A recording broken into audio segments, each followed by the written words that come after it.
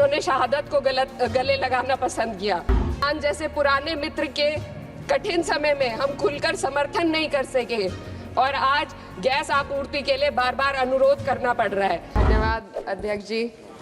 मैं वित्त विधेयक 2026 और उसके आधार पर प्रस्तुत किए गए केंद्रीय बजट का कड़ा विरोध करने के लिए खड़ी हुई हूँ। ये विकसित भारत या युवा शक्ति का बजट नहीं है, ये एक धोखे का बजट है जिसे रिकॉर्ड आवंटन, वित्तीय अनुशासन, समावेशी विकास की पुरानी भाषा में लपेटकर पेश किया जा रहा है।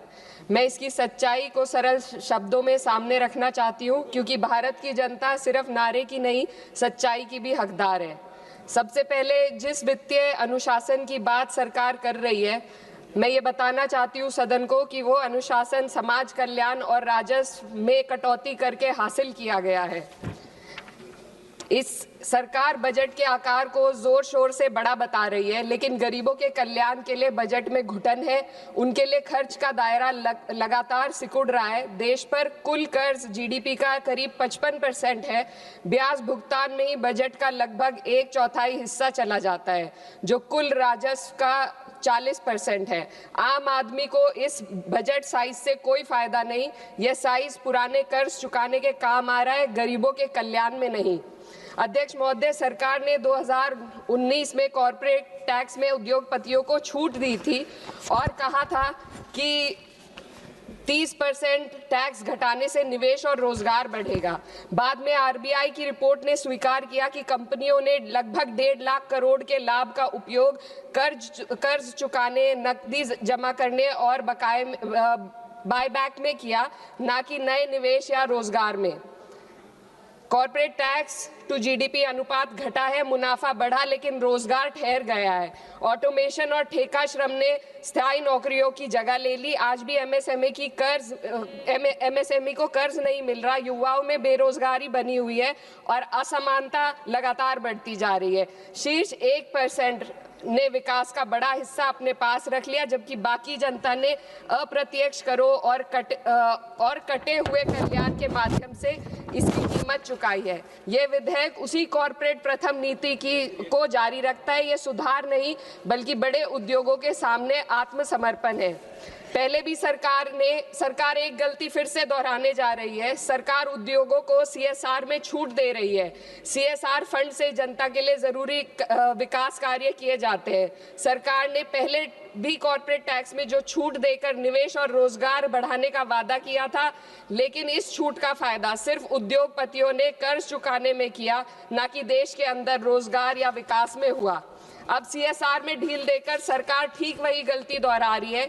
इससे स्कूल, सड़क और अस्पताल जैसी बुनियादी विकास कार्यों पर फर्क पड़ेगा। इनकम टैक्स और जीएसटी आज देश की कुल आमदनी का 65% है।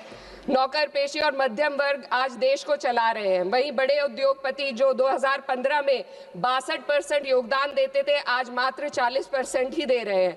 ये साफ है, उद्योगपतियों मित्रों को राहत दी जा रही है और आम जनता के लिए आफत बढ़ाई जा रही है।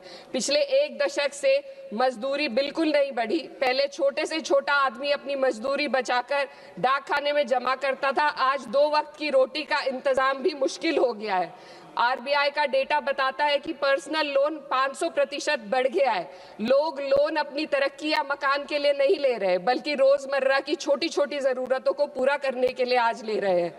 इस फाइनेंस बिल ने देश के सबसे कमजोर वर्गों के विकास, कल्याण और रोजगार सृजन के लिए कोई समाधान नहीं दिया। आय बढ़ाने का कोई रोड मैप नहीं है। युवाओं की नौकरियों का सपना टूटता जा रहा है। अध्यक्ष महोदय, देश की अर्थव्यवस्था कई फैक्टर्स पर निर्भर करती है। हाल के दिनों में सरकार ने 2 बड़े ब्लंडर किए हैं, जिनका बोझ आम जनता को उठाना पड़ रहा है। एक हमारी यूएस के साथ जो ट्रेड डील है और दूसरा विदेश नीति में अमेरिका के सामने जो हमारा आत्मसमर्पण है। खाड़ी क्षेत्र में कभी भारत का रुख स्वतंत्र और संतुलित था, लेकिन आज हमें दूसरों के संघर्ष में उलझकर नुकसान उठाना पड़ रहा है। ईरान अमेरिका इजराइल विवाद में भारत एशिया का सबसे बड़ा नुकसान उठाने वाला देश बना है। चीन सस्ता तेल लेकर अपने नागरिकों को राहत दे रहा है, जबकि हमारे यहाँ एलपीजी और पेट्रोल की कीमतें लगातार बढ़ती जा रही है।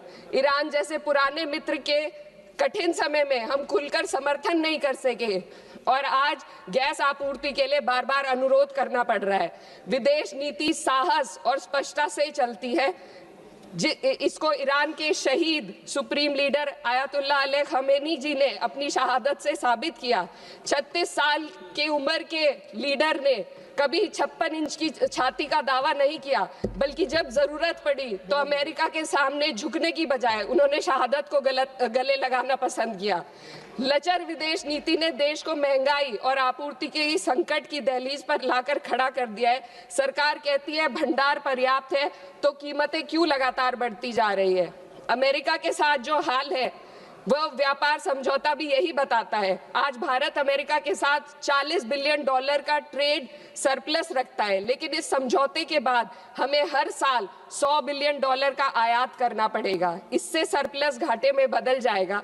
इस ट्रेड डील ने देश के किसानों को अमेरिका के अमीर किसानों के हाथों बेच दिया है। अगर ट्रेड डील करनी ही थी तो पहले देश के किसानों को अमेरिकी किसानों की तरह भारी सब्सिडी देते, उन्हें तैयार करते और फिर ट्रेड डील करते। यह तो वैसा है जैसे दौड़ में किसी के हाथ पैर जंजीरों से बांध दिए गए और फिर कहा जाए अब दौड़ कर दिखाओ। हमारे किसानों के हाथ पैर महंगी यूरिया, महंगी बिजली और महंगे कृषि यंत्रों से बंधे हुए हैं।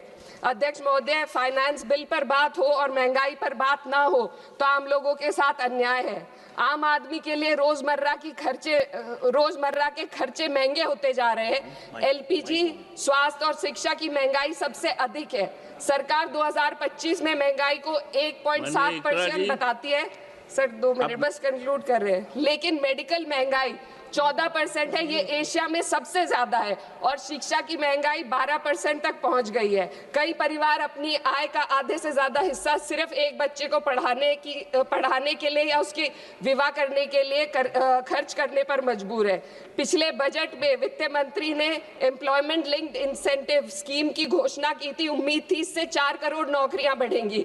2 लाख करोड़ का बजट भी दिया गया, लेकिन ये योजना एक भी युवा को नौकरी देने में असफल रही। इसी तरीके से पीएम इंटर्नशिप स्कीम का हाल भी यही है। 1.6 लाख का ऑफर दिया गया। Sir 2 minute. 16,000 युवाओं ने ज्वाइन किया, आधे से ज्यादा बीच में छोड़कर चले गए और अंत में सिर्फ 95 युवाओं को नौकरी मिली। सरकार ने चुपचाप इसका बजट 95% घटा दिया। जब आप हेडलाइन मैनेजमेंट, दिखावा और लोगों को बेवकूफ बनाने के लिए स्कीम बनाते हैं तो उसका हश्र यही होता है। मैं अंत में किसानों की बात करना चाहती हूँ। ग्रामीण विकास और कृषि कल्याण पर देश की पीढ़ी आबादी निर्भर है। इस मंत्रालय का पिछले वर्ष का बजट सरकार खर्च ही नहीं कर पाई। 53,000 करोड़ ग्रामीण विकास और 7,000 करोड़ कृषि कल्याण के लिए बेकार पड़ा रहा।